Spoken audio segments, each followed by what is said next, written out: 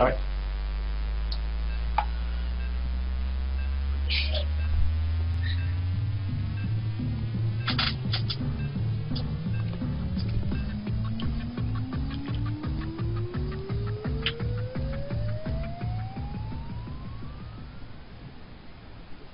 Hello everybody and welcome once again to the IvD Yogi Time tournament number 41. This is an all-division $10 prize pool tournament.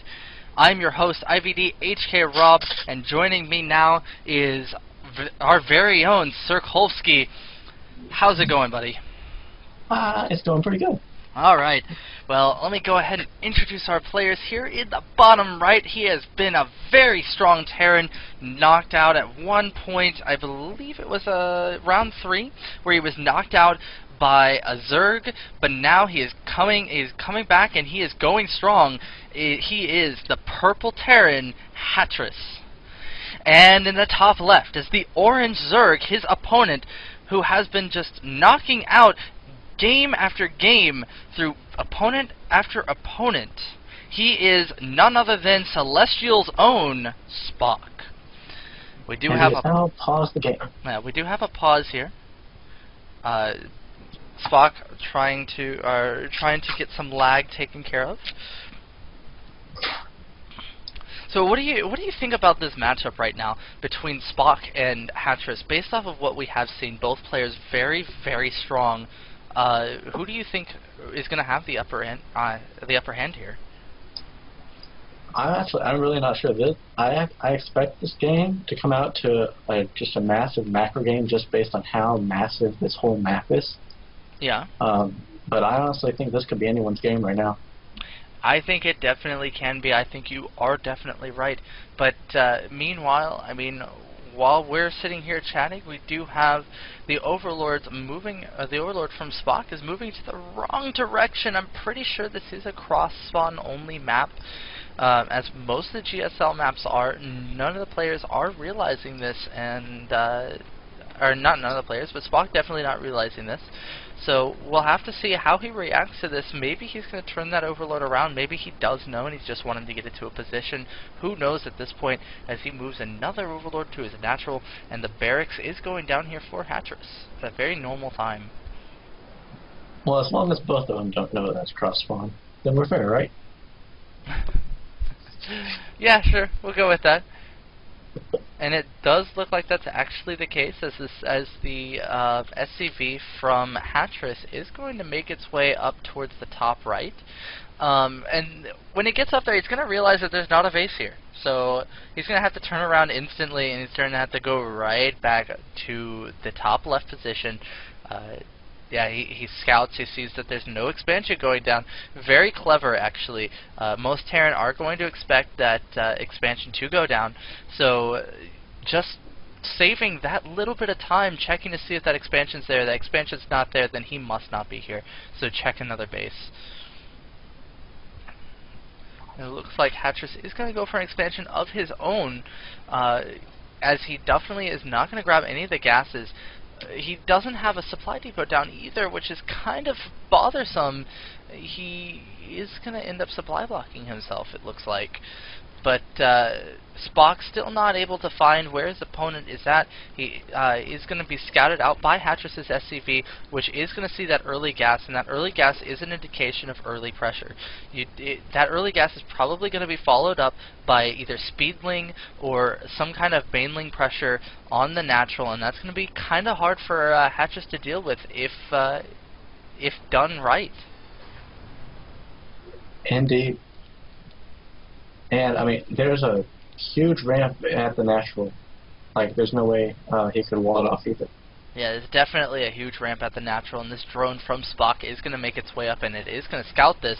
It looks like Spock does see that command center being built and the bunker being built along with it, so he has a complete and total idea of what his opponent is going for.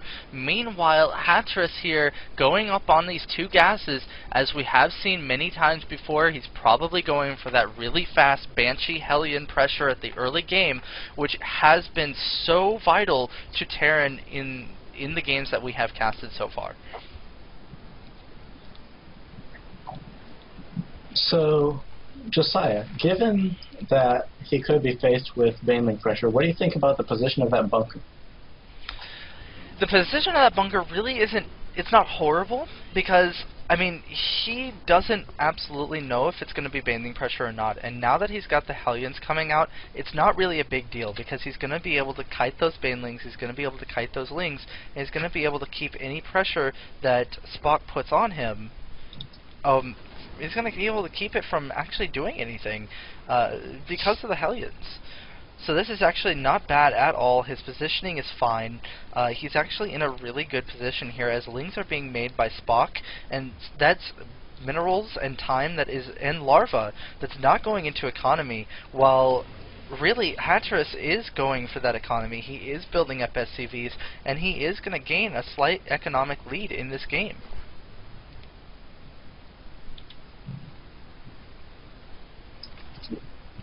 Meanwhile, we have two Hellions making their way across the map. Now, speed is out for Spock, which is probably the best thing that he has going for himself right now.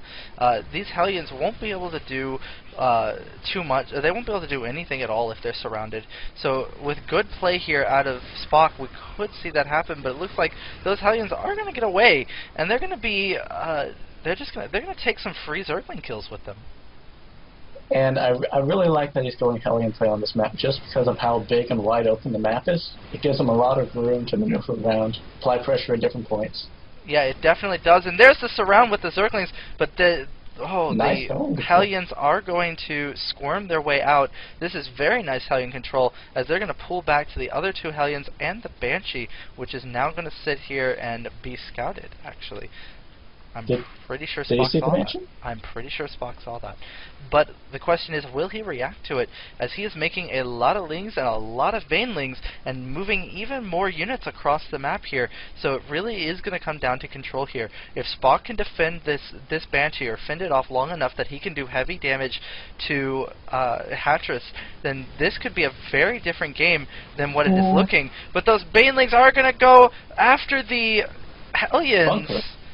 Oh no, the Hellions do get off so many kills though, and no SCVs have been killed off here, as the banelings didn't bust on any of them. The lings are going to try to get some kills, and that is going to clean up some of the SCVs, and that's going to do quite a bit. But the wall is going to go up here. SCV going to try to put a supply depot in place, but the lings are in the main now, as the Banshee is not doing any damage at Spock's natural. It's just kind of sitting there. And Spock again with this early Zergling pressure. He's been looking very deadly with this. He has been looking extremely deadly with this, and this is not a position that the SCVs want to be in, as these banelings are going to be able to just get in here and bust everything there. Oh, there it all goes. All the SCVs out of Hatris are gone now. The Banshee's still not doing anything, and there's the GG out of Hatris. Yeah, he had 6 SCVs left, so. Congratulations to Spock, making it into... I believe he's in the semifinals for the losers bracket, actually. No, he's not. He's quarter.